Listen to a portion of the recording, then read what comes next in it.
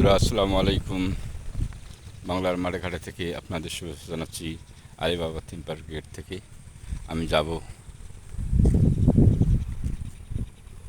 এই খেয়া পার হয়ে, এই খেয়ার নৌকা পার হয়ে ওই নিজন চর, ওই চরের মধ্যে যাব।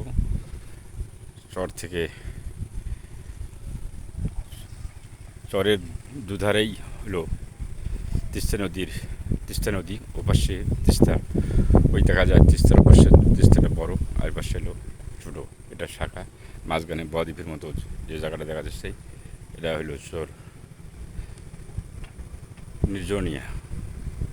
এখানে কোনো মানুষের বসবাস নেই, তারপরেও আবাদ বৃষ্টি ফল ফসল এখন এমনটি হয়ে আছে। দেখলে মনে হয় ছবির মতো।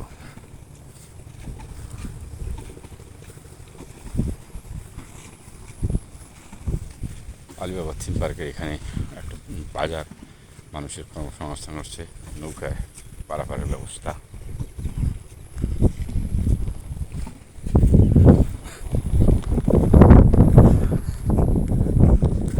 এখানে আসলে মানুষের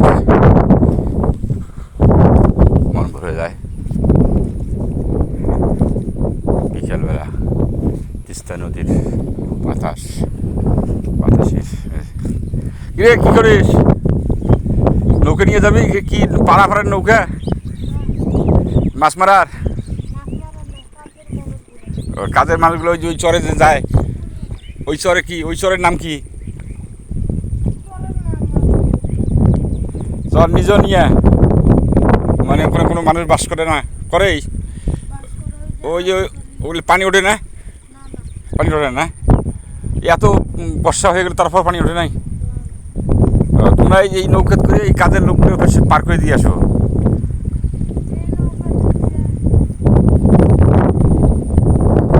আরও নৌকা আছে না? আর এই যে ছোটো ছোটো নৌকাগুলো দেখা যায়, এটা কিসের? মাছ ধরে না? আর এই যে পাশে ঘাটে বাঁধা নৌকাগুলো, ছোটো ছোটো নৌকাগুলো, এগুলো মাছ মারে? তাহলে প্রচুর মাছ পাওয়া যায় এখানে না? হ্যাঁ, তিস্তা নদীর মাছ, ইলিশ মাছ পাওয়া যায়? ইলিশ মাছ পাওয়া যায় না? মাঝে মাঝে চৈত্র মাসে ওদিক পাওয়া যায় নাকি?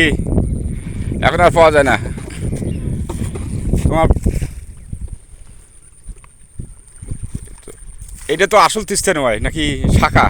ওই পাশে তিস্তা, বড় তিস্তা, ওইটা বড় তিস্তা না? এটা নালা, নালা দিয়ে ওই যে ওই পাশে পানি আসে, এদিক দিয়ে বেড়ে যায়, তিস্তা নদীতে ঢুকে যায়।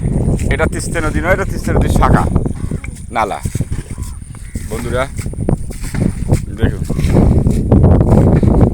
এখানে আসলে আপনাদের নিশ্চয়ই মন ভরে যাবে।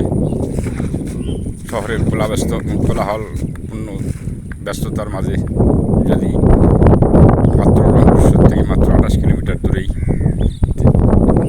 তিস্তা নদীর পাশে গড়ে উঠছে এই দেখুন আলিবাবা থিম পার্ক, সুন্দর একটা বিনোদনের ব্যবস্থা। পাশে তিস্তা সোলার প্ল্যান্ট। আর ওই পাশের গ্রামটার নাম কি? ওই পাশের গ্রাম, নদীর উপরে গ্রামের নাম কি বলতে পারিস? ওই যে কুড়িগ্রাম, কিন্তু গ্রামটার নাম কি? কুড়িগ্রাম তো দূরে আছে, ছাত্রাই না?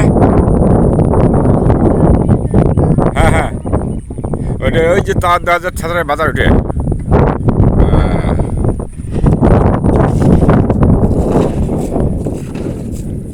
নদী পার হলেই ছাত্রাই, তারপরে হরিপুর, কুড়িগ্রাম।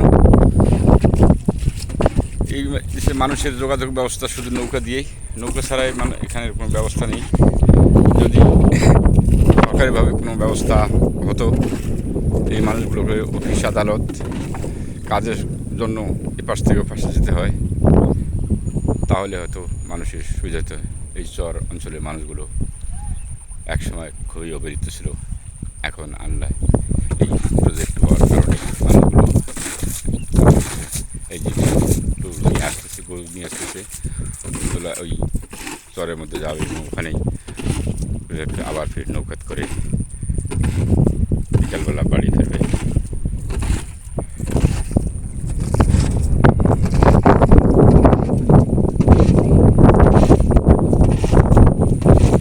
বাবার নাম কি? নাম কি তোমার? লেখাপড়া করো না? তার পাশাপাশি নৌকাও চালাও? আহ,